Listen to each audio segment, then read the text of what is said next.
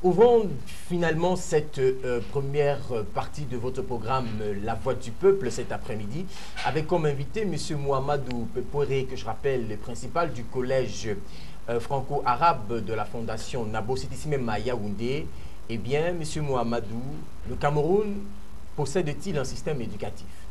Merci M. Ateba, c'est un plaisir d'être avec vous cet après-midi. Alors, à la question de savoir si le gouvernement camerounais possède un système éducatif, alors nous allons répondre directement par l'affirmative, puisque le Cameroun entend, n'est-ce pas, former un type dont il a besoin. Et cela se fait par le biais d'un système éducatif. Donc, pour répondre à votre question et me résumer, le Cameroun a bel et bien un système éducatif. Voilà, un système éducatif que... Et selon vous, pensez qu'il est efficace? Ça, c'est toute la grande question de cette édition. Merci beaucoup. Le système éducatif est-il efficace? Alors, parler de l'efficacité du système éducatif camerounais m'amène, n'est-ce pas, à une autre interrogation qui est celle de savoir de quelle efficacité parlons-nous. Eh bien, je vais... Et sur le plan, on allait dire qualitatif et quantitatif. Tout à fait. Ça veut dire que nous allons, n'est-ce pas, aborder cette efficacité ici du point de vue des sciences de l'éducation. Nous voulons rester dans l'éducation. Nous allons dire que du point de vue des sciences de l'éducation, l'efficacité d'un système éducatif peut être analysée selon sa nature quantitative et qualitative. Elle peut être aussi abordée selon de façon interne et externe. Alors, pour donner, n'est-ce pas, mon opinion par rapport à l'efficacité du système éducatif camerounais, je vais, n'est-ce pas, procéder, je vais lister certains indicateurs que nous avons, n'est-ce pas, à partir de certaines sources, de certains rapports connus de tous, et donner notre position par rapport à cette interrogation. Alors, nous allons commencer par dire qu'à l'école primaire, par exemple, du système éducatif camerounais, nous allons prendre l'exemple du cahier économique de l'école primaire 2014. Alors, dans ce cahier, il est dit que 49% des élèves du primaire du système éducatif camerounais ont des problèmes de lecture et que 29% ne savent même pas lire. Sachant donc, en pédagogue, que la lecture est une discipline instrumentale. C'est-à-dire qu'on a envie de penser que si on ne peut pas savoir lire, eh bien notre carrière sur le plan académique et même, j'allais dire, dans la vie, on est pratiquement passé à côté de la plaque. Tout à fait. Je voudrais dire que la lecture est une discipline instrumentale, c'est-à-dire une discipline à partir de laquelle on peut faire d'autres disciplines. Alors, ça c'est ce que nous relève le cahier économique de l'école primaire de 2014. Alors, si nous jetons aussi un regard sur les résultats des examens officiels de manière globale, il en ressort que les pourcentages aux examens officiels sont difficilement au-dessus de 50%. Alors, ces états de choses nous amènent à nous poser des questions. Est-ce que nos élèves sont donc compétitifs? D'où la qualité. Est-ce qu'ils sont compétitifs? Est-ce qu'ils ont le niveau pour compétir à l'échelle internationale, par exemple? Bien, je pourrais aussi, M. Ateba, faire mention ici je voudrais même pas parler des résultats, mais je voudrais plutôt parler d'une situation que vous maîtrisez très bien, c'est-à-dire l'éducation d'un enfant coûte cher. L'éducation est chère. Pour éduquer un enfant par an, il y a des sources qui nous disent que l'éducation d'un enfant est d'environ 399 €, environ 250 000 francs CFA. Ce qui n'est pas toujours à la portée de tout Camerounais. Ce qui n'est pas à la portée, tout à fait. Ce qui n'est pas déjà à la portée de tout Camerounais. Alors, ça veut dire que moins de 50% aux examens officiels, toutes sessions confondues dans notre pays, ceci laisse croire qu'il y a un taux d'échec qui est très élevé. Et les redoublements coûtent cher à l'État. Sans compter que si nous essayons de faire une petite analyse sur ces échecs scolaires, ce sont ces échecs, par exemple, qui seront à l'origine du décrochage scolaire, de la fugue scolaire et bien d'autres choses que nous pouvons noter au niveau de notre système éducatif. Cependant, il faut, n'est-ce pas, il faut relever ici que le problème d'échec scolaire est un problème mondial. C'est un problème mondial. Il ne s'agit pas de l'apanage du Cameroun uniquement. Il ne s'agit pas de l'apanage du Cameroun, du Cameroun seulement, mais c'est un problème qui est mondial. Et nous pouvons dire ici qu'aucun pays du monde, n'est-ce pas, ne peut prétendre résoudre ce problème dans son intégralité. Voilà. Voilà notre opinion, n'est-ce pas, sur la question. On a quand même envie de dire qu'avant d'apporter une réponse, c'est un peu comme un malade qui est allé à l'hôpital, avant qu'on puisse lui administrer un traitement, eh bien, il faut poser un diagnostic. Tout à fait. Alors, dans le cadre donc de l'éducation, le système éducatif camerounais, qu'est-ce qui, selon vous, pourrait créer cette déperdition, ces fugues, selon vous? Alors, je crois que le problème, il est très profond. Le problème, vous savez, l'éducation, c'est une chaîne. L'éducation, c'est une trilogie. C'est l'école, c'est la famille et c'est l'élève. Alors, si un seul pôle, n'est-ce pas, de cette chaîne est défaillant, c'est la chaîne qui ne donne pas. Alors, dans certaines écoles, je vais parler comme ça de mon école, du collège franco-arabe, où moi-même j'ai eu le temps de vivre, n'est-ce pas, on a un problème au niveau de la collaboration du pôle parental, par exemple, qui est d'ailleurs le problème que nous pouvons, n'est-ce pas... Est-ce que vous voulez dire par là que les parents semblent vous abandonner les enfants? Tout à fait. Vous savez, les Camerounais, ils ont... les parents camerounais, une fois un enfant inscrit, sauf un pourcentage, n'est-ce pas, très réduit, lorsque l'enfant est réduit, on a comme impression qu'on a fait l'essentiel. Et pourtant, nous savons que la maison et l'école étant les deux principaux milieux de socialisation de l'enfant, ce qui a été fait à l'école, il faut qu'il y ait une continuité à la maison pour un suivi efficace. Alors, j'ai besoin tout simplement de rappeler à nos chers téléspectateurs que vous êtes donc à l'écoute de votre programme quotidien d'actualité nationale et internationale. Et cet après-midi, nous évoquons le couloir éducatif avec comme thématique, vous pouvez justement l'avoir sous le bas de votre petit écran. Le système éducatif camerounais actuel est-il efficace? Alors c'est ce que nous tentons de voir et pour cela nous sommes descendus dans les rues de la cité pour recueillir les avis des uns et des autres sur l'efficacité du système éducatif camerounais actuel. Je vous propose de regarder ces images réalisées, pris également par notre caméraman Michel Ebala. On se retrouve juste derrière ce Vox Pop. C'est un problème de système d'éducation. C'est les décidants qui décident sur leurs attentes, leurs objectifs sur les enfants d'aujourd'hui.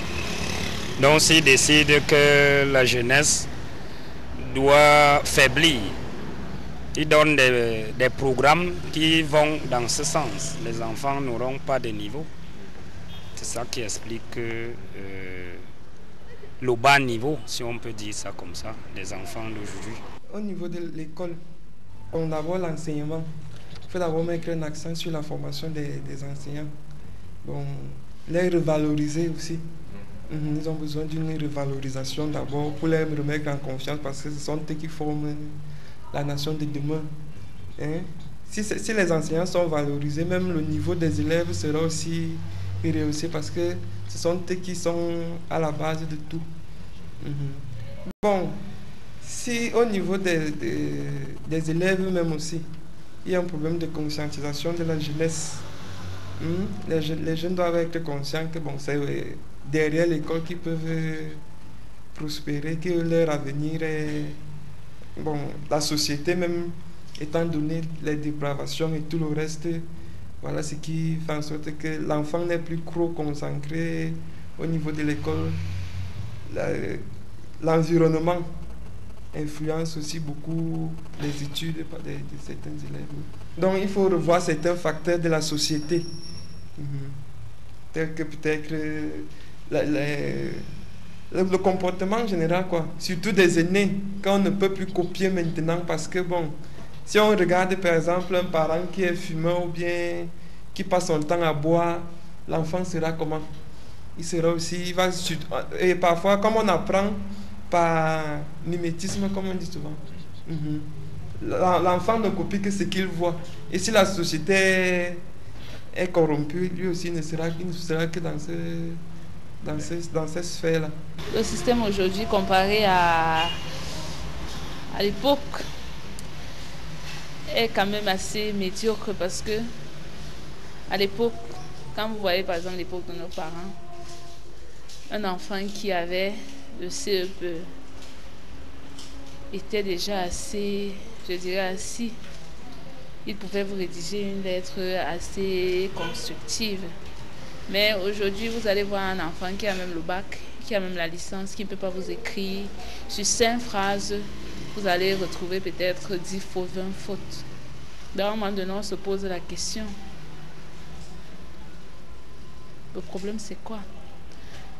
Est-ce que c'est le système éducatif qui est mauvais? Est-ce qu'il faut revoir même le recrutement des enseignants?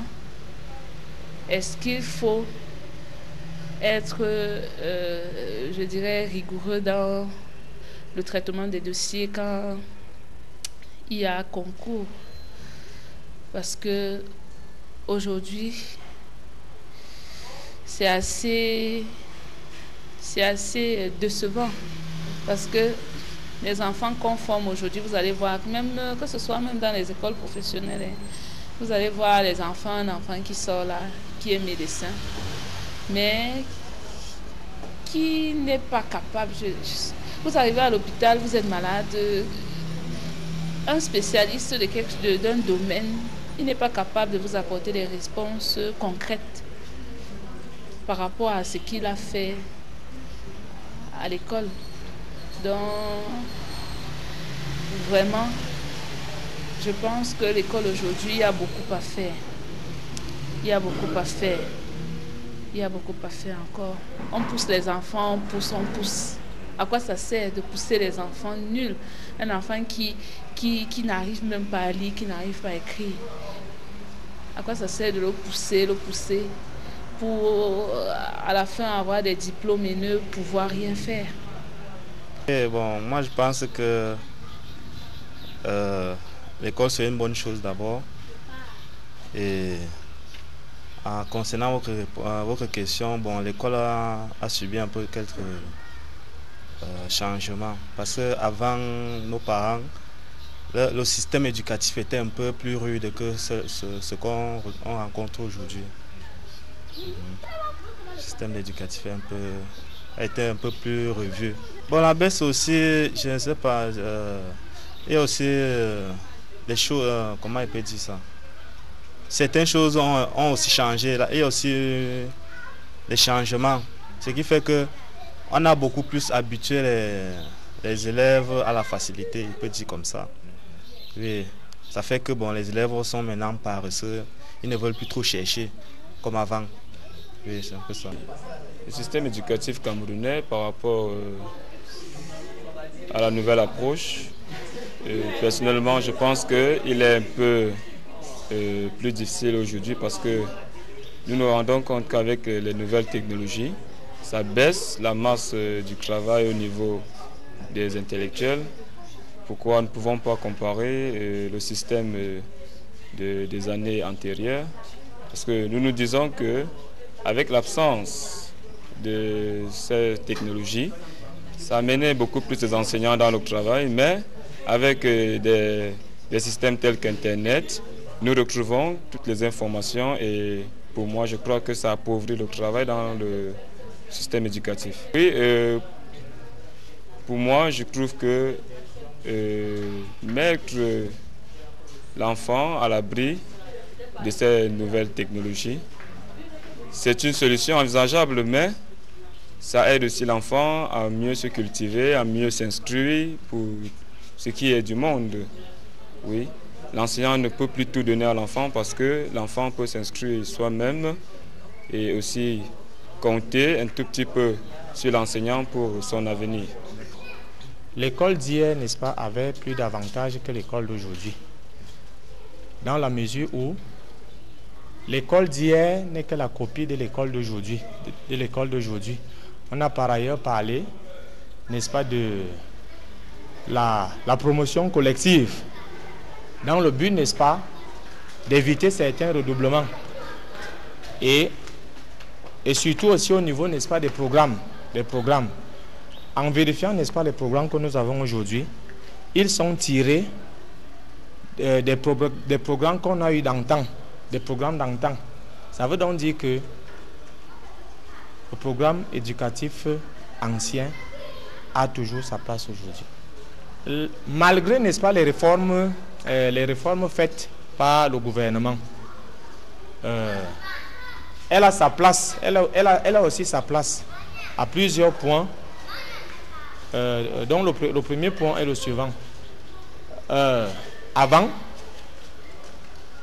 les petits-enfants, on ne pouvait pas retrouver les petits-enfants de 9 ans dans les classes du cours moyen 2 par exemple.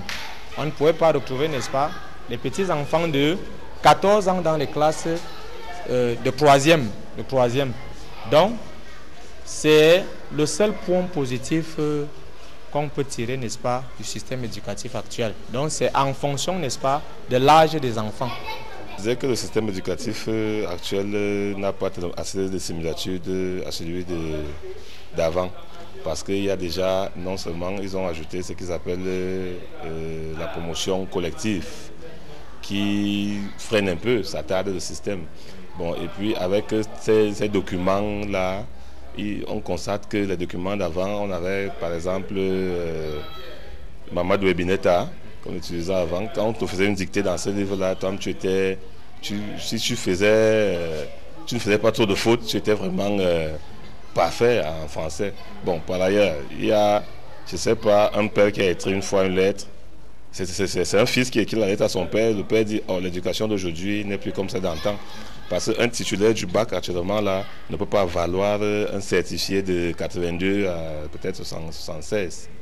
Ça fait aussi, il y a aussi ces histoires d'inspection là où on nous change les méthodes d'enseignement. Tantôt on nous parle de la nappe, tantôt on nous parle de la MAP, tantôt on nous parle de... C'est trop de trucs, c'est vraiment trop. Mais pour dire vrai, le système a tellement changé, le système éducatif a beaucoup changé. Moi je proposerais qu'on nous ramène le système antérieur. Nous sommes donc de retour sur le plateau de La Voix du Peuple après avoir écouté ces quelques Camerounais qui s'exprimaient donc sur la question du système éducatif actuel est-il efficace? Eh bien, ces Camerounais sont recrutés parmi les enseignants et tout simplement l'homme de la rue. Alors, je me retourne vers notre invité, M. Mohamedou Pepouéré, que je rappelle est principal du collège franco-arabe de la Fondation Nabo. Alors, après avoir regardé ce document en images, quelle est votre réaction? Alors, merci M. Ateba. Alors, après, j'ai vu les interventions des uns et des autres sur la promotion collective. La promotion collective, il faut le dire, dès le départ, qu'il n'avait pas... Je pense que la promotion collective a été mal saisie, a été mal utilisée, puisque la promotion collective intégrait les activités de rémédiation, ce qui n'était donc pas fait. Alors, on se contentait tout simplement de faire passer des enfants à l'intérieur du même niveau. Je voudrais dire, par exemple, à l'école primaire, si nous sommes au niveau 2, je voudrais parler du CE1 et du CE2. Alors, la promotion était collective à l'intérieur d'un niveau, mais pas d'un niveau à un autre. À coup sûr, et aussi... Ce qui veut dire que, peut-être en fin d'année scolaire, fin d'année académique, s'il y avait dans une classe peut-être de CE1, B, peut-être dans votre établissement, eh bien, ces 90 élèves vont pouvoir aller au cours élémentaire deuxième année, tous ensemble, ou alors? Alors, c'est vrai ce que vous dites, mais il y a aussi un autre aspect de la chose qu'il faut voir. Avec les nouvelles approches pédagogiques, il y a aussi les méthodes d'évaluation, n'est-ce pas, qui facilitaient aussi cette promotion collective. Vous allez voir, je voudrais parler par exemple de la culture générale. Dans ces classes-là, où il fallait, la méthode de questionnement ne poussait pas l'enfant à plus de réflexion. Il fallait tout simplement soit coucher, soit entourer, soit souligner la bonne réponse. Alors, l'enfant pouvait tout à fait souligner la bonne réponse, mais sans toutefois comprendre la situation et traîner ses lacunes dans les classes supérieures. Et même, j'ajouterais même à votre suite, M. Mohamedou, que là, ils perdent aussi la faculté même d'écriture lorsqu'il s'agit simplement de coucher ou alors de souligner une réponse. Tout à fait, tout à fait. Ils vont perdre cette faculté d'écriture et on va même au-delà. Et les enfants sont même incapables de réfléchir et de formuler une phrase. Lorsque vous posez une question à un enfant, l'enfant ne peut plus former une phrase puisqu'il est habitué à entourer et à coucher. Et au vu des dernières épreuves, toutes ces dernières années, je pense que le gouvernement est en train de corriger cette façon de faire, puisque les dernières épreuves des examens, je voudrais parler de l'école primaire, sont des examens où les questions sont nuancées. Il y a des questions où il faut cocher des questions, où il faut une réflexion un peu plus profonde. Alors, est-ce que c'est peut-être l'une des raisons pour lesquelles, lorsqu'on regardait encore ce document, d'aucuns ont estimé que aujourd'hui les enseignants sont un tout petit peu moins rigoureux par rapport à notre école, à l'école d'une certaine époque? Très bien, M. Ateba. Je crois que parmi nos téléspectateurs, il y en a, ceux qui intervenaient, il y en a qui ont, n'est-ce pas, relevé que l'école d'aujourd'hui n'est pas comme l'école d'hier. C'est vrai, puisque nous sommes allés d'une approche à l'autre. À l'époque, nous avons le dogmatisme, une approche où l'enseignant était le détenteur du savoir. L'élève était un vase vide qu'il fallait remplir. Vous voyez que le maître était le maître dans la classe et cette autorité était incarnée au-delà de la classe. Alors cette situation a-t-elle changé? Cette situation a changé, plus avec les nouvelles approches pédagogiques. L'élève est dorénavant au centre de la chose éducative. C'est-à-dire que c'est l'enfant lui-même qui va, n'est-ce pas, construire même le résumé de sa leçon. C'est lui qui va construire son savoir et le maître prend la place de guide et de facilitateur. Tout simplement. Alors, il y a aussi que, vous écoutez tout à l'heure, vous avez évoqué la question des méthodes d'enseignement et il y a un collègue, à vous, on va le dire comme ça tout à l'heure, qui estimait que cette variation-là, ce changement tout le temps des méthodes d'enseignement, ces méthodes pédagogiques, c'est aussi un problème. Bon, ça, c'était... Je pense que la variation, les méthodes d'enseignement ne posent pas de problème. Passer d'une méthode où c'est le maître qui fait tout à une méthode où c'est l'élève qui est au centre de la chose, c'est une bonne chose. Vu que les connaissances, c'est l'enfant lui-même qui construit ses connaissances. Je pense que le problème se pose à notre niveau. Oui, le problème se pose à notre niveau. Le problème peut se retrouver peut-être au niveau des enseignants, peut-être qui n'appliquent pas très bien ces méthodes. Voilà. Voilà un élément de réponse qui peut expliquer cette situation. D'accord. On va tout simplement rappeler à nos chers téléspectateurs qui peuvent eux également participer à ce programme, car c'est une émission libre antenne et tous nos téléspectateurs ont le privilège de pouvoir participer en direct. Et vous pouvez le faire bien évidemment à travers des SMS aux différents numéros affichés au bas de votre petit écran. C'est aussi pour moi l'occasion peut-être de vous les rappeler comme ça de vive voix. Le 652 603 495. Je reprends 652 603 495. Et le second numéro est le 691 96 62 25. 691 96 62 25. Alors, nous sommes aussi là pour vous rappeler tout simplement, pour vous qui souhaitez un accompagnement de la chaîne du peuple, média de télévision, service du peuple, pour vous qui souhaitez donner un coup d'accélérateur à votre activité sur le plan économique. Et bien sûr, vous qui voudrez simplement être couvert de façon médiatique lors de l'organisation d'un événement, vous avez également ces différents numéros de téléphone. Nous serons très ravis de partager ces grands moments avec vous et de vous permettre de communiquer et de se faire connaître davantage. Alors, dans le cadre de cette édition, pour ce qui est de SMS, je m'en vais déjà vous donner lecture des premiers SMS enregistrés ici par notre ami Fustel Gonol. Le premier dit: bonsoir à vous en studio, une fois de plus, bonne thématique du jour. Donc là, vous touchez un point très sensible de la société qui porte sur l'éducation d'aujourd'hui. Je dirais que le système éducatif au Cameroun se dégrade de jour en jour, car aujourd'hui, l'on est juste à la quête des diplômes pour ceux qui acceptent. D'ailleurs, l'école, on ne tient plus à garder des notions de vie. Et je dirais même qu'on a perdu l'essence du terme éducation. C'est là la dévalorisation de l'éducation qui bat son plein dans des établissements scolaires. À qui la faute donc s'interroge Rosalie et Somba depuis le quartier, depuis Ombessa. Voilà. Alors, peut-être que je voudrais faire l'économie de ce SMS. Rosalie nous félicite déjà du choix de la thématique et je crois que c'est tout à votre honneur, vous qui êtes enseignant tout d'abord. Et puis, elle estime que le commun des Camerounais sont beaucoup plus à la recherche même, sinon à l'obtention des diplômes au détriment de la connaissance et de la maîtrise de certaines notions et souvent même des notions de vie. Bon, je crois que Rosalie, c'est ça, Rosalie, tout à fait, tout à fait. Je l'apprécie, j'apprécie son intervention. Tout ce qu'elle dit n'est pas très faux. Oui, au Cameroun, nous sommes aujourd'hui dans un système où nous sommes plus animés par la recherche des parchemins et par le niveau. Puisque je voudrais dire que ceci, c'est par rapport, je voudrais rentrer au niveau de la planification, que pour amener les élèves à obtenir des diplômes qui peuvent être compétitifs sur le plan international, il faut être rigoureux au niveau même des évaluations, des épreuves qu'on peut concevoir aux examens officiels. Ce qui va nous permettre, n'est-ce pas, d'avoir de la crédibilité même à l'échelle internationale. Et à ce niveau, est-ce qu'on ne pourrait pas dire qu'il s'agit là peut-être d'un manque de regard, sinon un manque de rigueur de la part des enseignants? Bon, c'est vrai que nous sommes toujours... Lorsqu'il y a échec, l'enseignant est le premier qui est indexé, mais je dirais que c'est tous les pôles, n'est-ce pas, de l'éducation qui sont, n'est-ce pas, interpellés à ce niveau. Comme je disais tantôt, je vais le rappeler, l'éducation, ce n'est pas seulement l'enseignant. L'éducation, c'est aussi à la maison. Il faudrait que ce que l'enseignant fait à l'école, que cela soit, n'est-ce pas, suivi au niveau de la maison. D'accord. Alors, on va donc poursuivre avec ce autre SMS. Pour ma part, le système éducatif au Cameroun est devenu bizarre. Trop de différences et de modifications dans ce domaine. La responsabilité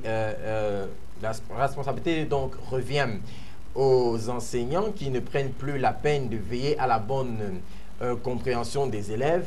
Ils courent juste à la clôture de leur programme et c'est plus un système pratique c'est plus voilà un système pratiqué par des professeurs du lycée qui servent déjà, peu importe la circonstance, ils auront leur paye. Bien, je crois que c'est l'intervention de notre confrère, n'est-ce pas, a fait appel, n'est-ce pas, à la conscience professionnelle.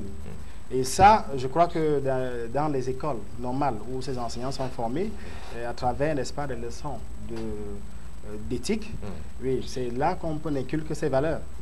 Bien, je crois que le problème même, pour ajouter, n'est-ce pas, à ce que le téléspectateur vient de dire, je crois qu'un autre problème que notre système éducatif peut avoir, ce n'est pas le fait de ne pas contextualiser. Oui, il faudrait un programme qui prenne en compte les réalités du Cameroun. Voilà, ça c'est très important.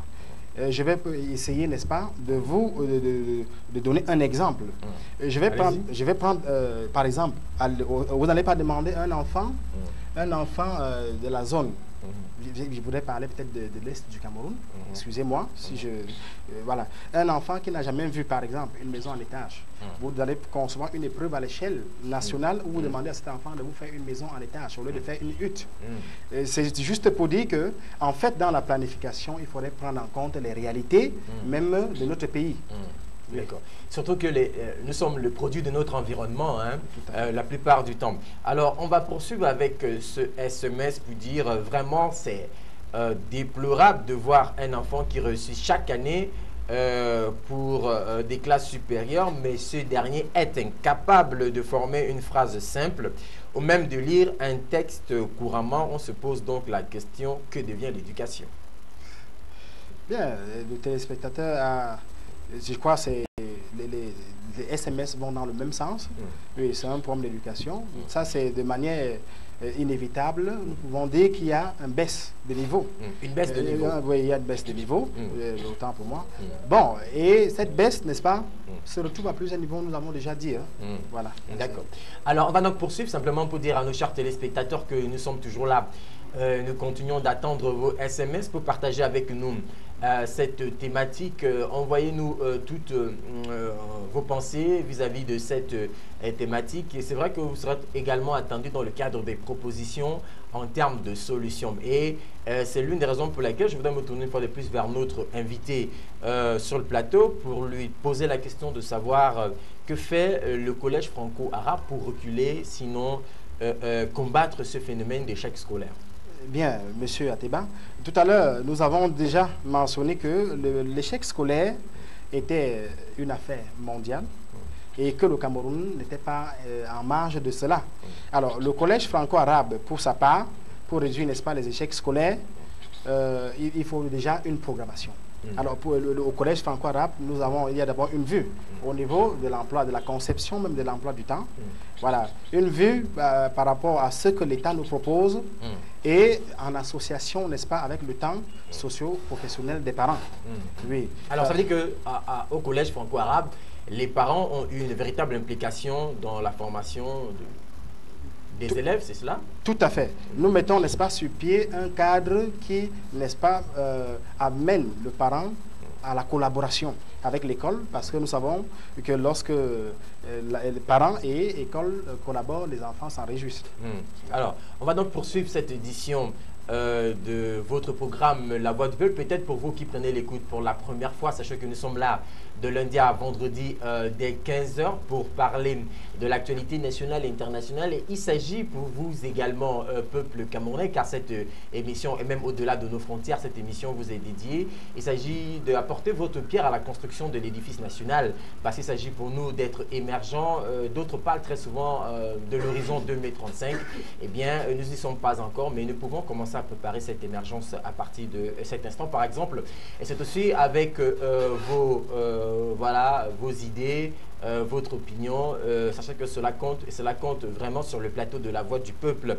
Alors, on va donc poursuivre avec une autre question. On a quand même noté l'introduction depuis quelque temps des ouvrages commis par des auteurs camerounais dans ce système. Est-ce que cela est toujours d'un certain apport ou pas du tout? Très bien, je vais, n'est-ce pas, répondre à votre question par l'affirmative, une fois de plus, parce que, vous savez, les auteurs camerounais qui nous proposent des manuels pour la formation de nos enfants, moi je pense que c'est ceux-là qui maîtrisent, n'est-ce pas, les réalités même du Cameroun.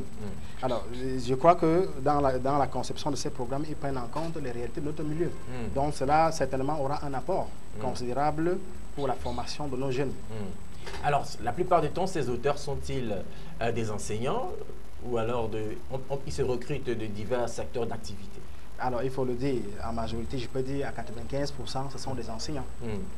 Voilà qui même d'ailleurs bien.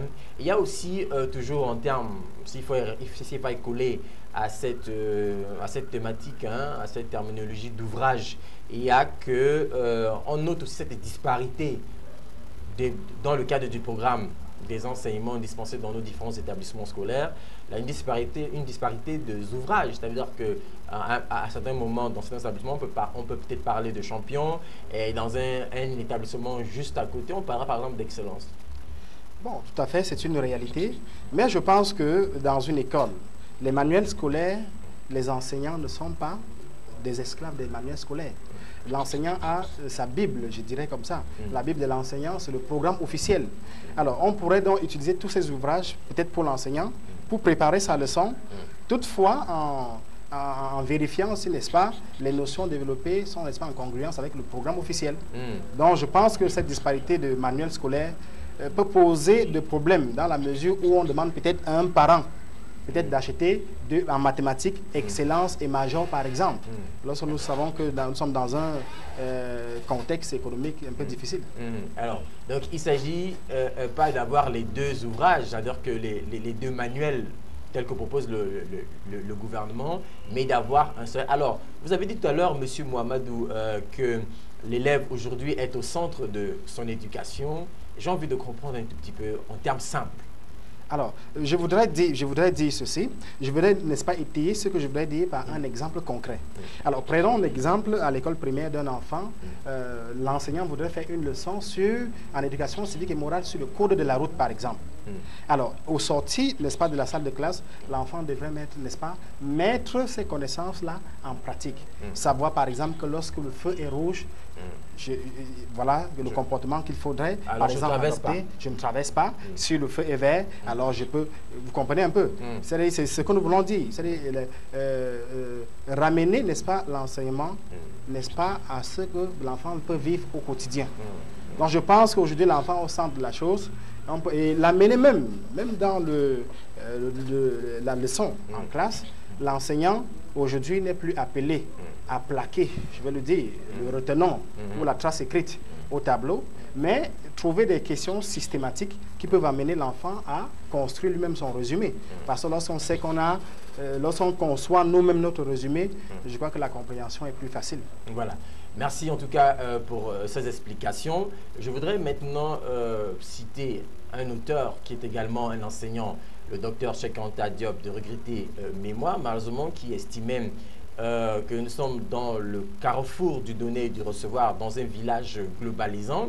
C'est le cas, c'est le cas de cette planète appelée village désormais dans le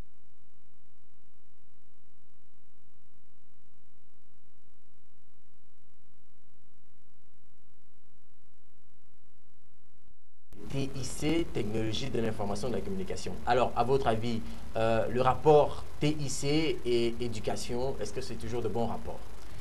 Très bien. Le rapport TIC et l'éducation, c'est une question qui peut être traitée à deux niveaux.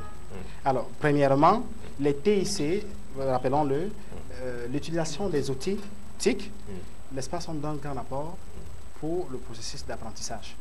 Alors, les enfants peuvent, n'est-ce pas, apprendre, faire des recherches sur Internet et l'avoir très facilement. Mais il faudrait aussi mentionner que, n'est-ce pas, cette façon de faire, n'est-ce pas, a aussi un côté négatif. Un côté négatif qui peut peut-être engendrer plutôt la paresse chez l'enfant. L'enfant sait que pour une leçon qui porte sur la Première Guerre mondiale, par exemple, il pourrait l'avoir sur Internet. Alors, il y a une certaine paresse qui peut s'installer, il ne peut plus écrire. Et nous connaissons, n'est-ce pas, l'aspect cognitif que l'écriture peut avoir sur l'apprentissage. Alors, on va donc tout de même demeurer dans cet aspect TIC. Vous, personnellement, je crois que vous êtes un enseignant et par ailleurs un parent. Il s'agit pour vous de peut-être dire aussi aux parents qui nous regardent que à l'horizon 2050, par exemple, tout sera sur ordinateur. Oui. Ah oui, il se dit même de plus en plus que de nos jours même, l'analphabète de ce siècle, c'est celui qui ignore, n'est-ce pas, l'autistique. Mais comme je disais, c'est un couteau à double tranchant. À travers des téléphones, nos enfants peuvent, n'est-ce pas, faire des recherches sur Google et autres. Mais à travers également ces outils informatiques, ils peuvent aussi, n'est-ce pas, solliciter des choses qui ne sont pas toujours profitables pour leur éducation. Je voudrais par là dire, M. Ateba, qu'en fait, l'utilisation des outils TIC devrait plutôt être contrôlée, coordonnée, voilà, n'est-ce pas, pour un meilleur suivi de nos apprenants. Est-ce que ce n'est pas aussi l'occasion de dire qu'on devrait retrouver désormais, au sein des différents établissements secondaires et même primaires, des centres multimédia pour habituer nos élèves à l'outil informatique aussi? Tout à fait. Je vais prendre l'exemple dans mon établissement, le Collège Franco-Arabe Fondation Nabo. Nous avons une salle multimédia. Bon, le problème auquel nous pouvons être confrontés, c'est peut-être le fait que l'enfant n'ait pas peut-être cette machine à la maison. Une machine à la maison, n'est-ce pas, pour continuer ce qui a été fait au niveau de l'établissement.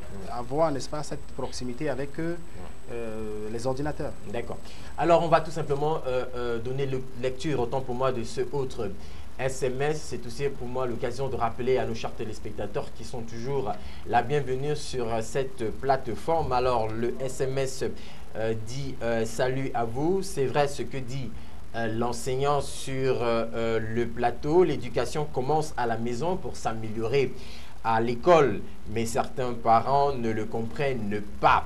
Pour eux, c'est une tâche qui incombe aux enseignants. Un enfant qui rentre avec des devoirs à faire à la maison se ramène le lendemain avec les mêmes exercices, voilà, non fait pour que l'enseignant passe à la correction carrément. Imaginez que cela se répète chaque jour. Comment parler d'avancement? Dans le système éducatif, les parents doivent aider l'enseignant dans cette tâche car l'éducation suivie partout, estime Georges Alima depuis Nkolbisson. Partagez-vous? Tout à fait. Je partage ce que dit Georges. J'ai même tendance à croire que Georges est lui-même enseignant. D'accord. Alors, c'est vrai parce que on l'observe des parents, une fois les enfants allés à l'école, se soucient très peu lorsqu'ils sont de retour à la maison, se soucient de savoir s'ils ont fait leurs exercices le lendemain avant de repartir à l'école. Tout à fait. Voilà. Alors, on va tout simplement aussi progresser dans le cadre, c'est vrai que tout à l'heure on a évoqué cela en partie, la question de la promotion collective. Ok. Tout à l'heure, déjà, nous parlions déjà de la promotion collective. Je disais que la promotion collective en elle-même ne pose pas de problème, mais c'est l'application, n'est-ce pas, de cette méthode qui a fait problème. D'autres ont pensé qu'il était question, n'est-ce pas, de faire avancer des enfants d'un niveau à un autre. Et il faudrait le rappeler, la promotion collective se fait à l'intérieur d'un niveau. Et la promotion collective ne se fait pas d'un niveau à un autre. Malheureusement, sur le terrain, ce n'est pas ce que nous avons vu. C'est là le problème. Alors, il s'agit par exemple, lorsque vous dites se fait dans un même niveau, c'est comme si vous disiez un élève peut-être de la CIL ne peut avancer que jusqu'au cours préparatoire, mais ne pourrait jamais avancer au-delà de ce secteur s'il n'a pas de moyens. Tout à fait. C'est ce que je voudrais dire. Et cela est vrai pour le niveau 2. Du C1 au CE2 est vrai également pour du CM1 au CM2. Cependant, sur le terrain, justement, c'est ce qui pose problème. Et voilà pourquoi nous avons des problèmes de niveau aujourd'hui. Vous savez que l'école primaire, c'est la base. Et lorsque la base est ratée, nous allons constater tout ce que nous pouvons avoir au niveau du secondaire. Alors, mais même au secondaire, cette promotion collective a-t-elle lieu de citer? La promotion collective, à ma connaissance, est surtout appliquée dans les écoles primaires. Okay.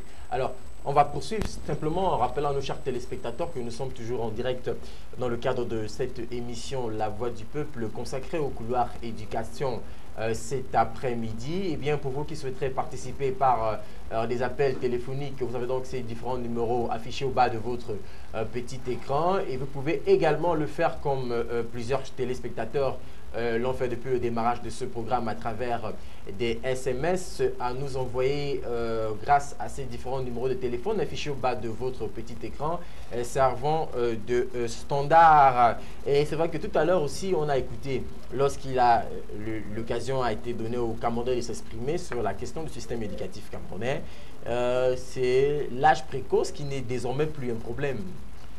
Bon, ok, par rapport à l'âge, je voudrais rappeler qu'il y a un phénomène, ce sont des réalités que nous vivons au quotidien. Nous avons aujourd'hui l'avènement des écoles maternelles, et puis c'est chaque parent qui voudrait voir son enfant aller au cours préparatoire à 5 ans.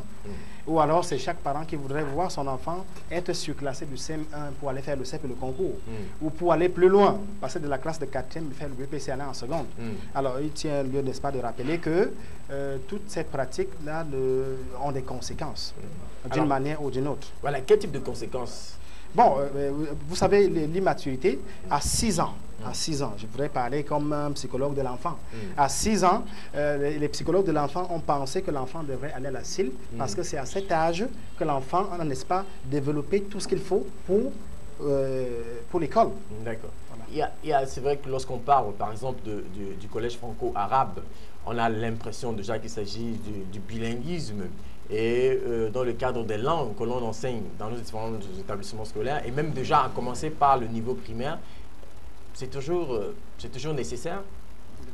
Vous pouvez reprendre la question? Alors, on va le dire. S'il fallait simplement se limiter à l'étymologie, donc au nom de votre collège franco-arabe, on parle tout de suite du bilinguisme et on va ouvrir un peu la parenthèse à d'autres langues.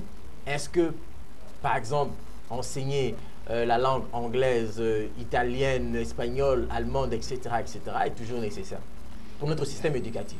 Bien, je crois que je vais commencer par répondre que apprendre une langue n'est pas un problème. Apprendre une langue n'est pas un problème. L'école franco-arabe, vous l'avez si bien dit, je voudrais parler du collège franco-arabe dont je suis le principal. C'est une école très ouverte, une école où on peut retrouver les langues telles que l'espagnol, l'allemand, l'arabe en option, n'est-ce pas?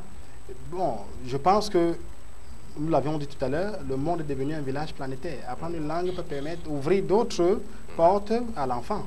Voilà. Alors, parce que j'ai envie de vous poser la question tout banalement, hein, à quoi sert-il à un enfant qui peut-être décide de servir son pays, en étant au pays, d'apprendre l'allemand, l'espagnol, voire même l'italien? Voilà.